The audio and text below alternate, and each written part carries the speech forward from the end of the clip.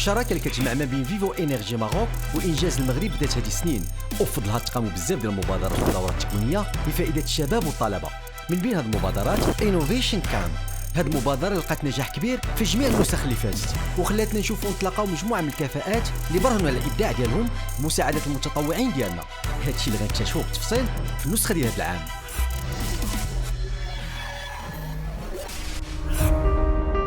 الانطلاقه كانت باستقبال الطلبه في اجواء حماسيه، واللي كانوا حتى هما متشوقين لهذا مخيم الابتكار.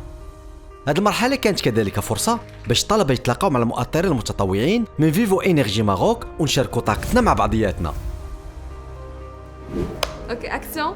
بدينا. هند نخيلة étudiante en 4e année. طالب المدرسة الوطنية للتجارة والتسيير الدار البيضاء جامعة حسن الثاني. حنا اليوم عند فيفو انرجي ماروك باش نتريتيو لا بروبليماتيك ديال ستاسيون تشال دو دومون. جينا معطلين 30 مينوت، درنا اكسيدون، السوجي يلاه خديناه، مرونين، بيسي مابغاش يشعل، معطلين. بيسي يشعل وطفى.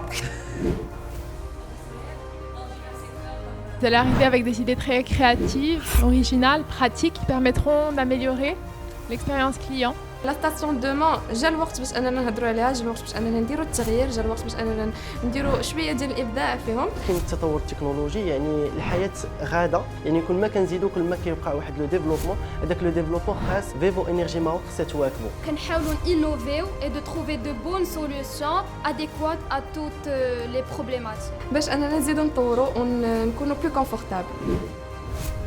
الثقه في ليكيب ديالي، اون دي بروفيل اسي كومبيتون، حتى لي زيكيب الاخرين فيهم دي بروفيل اللي زوينين بزاف، وان شاء الله حنا اللي غادي نربحوا اليوم. بونس كون فا غاني سو تشالنج. وبهذا كنضربوا لكم موعد مع الحلقه القادمه باش تكتشفوا الاجواء ديال الورشات مع جميع الفرق المتنافسه. خليكم معنا.